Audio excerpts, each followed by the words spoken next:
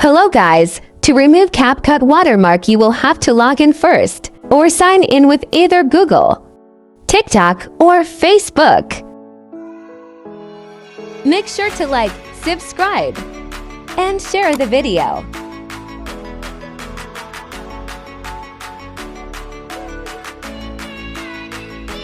Now that you have done that, you can remove your watermark.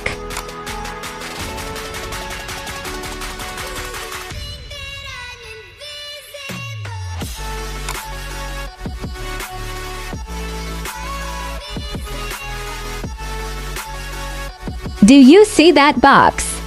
Make sure it is check marked, or your watermark will still be there.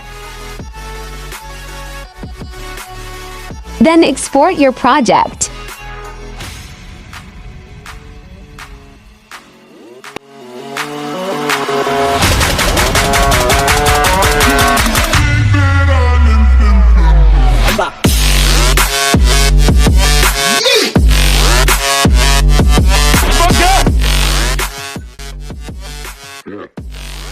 And then post it to wherever you want.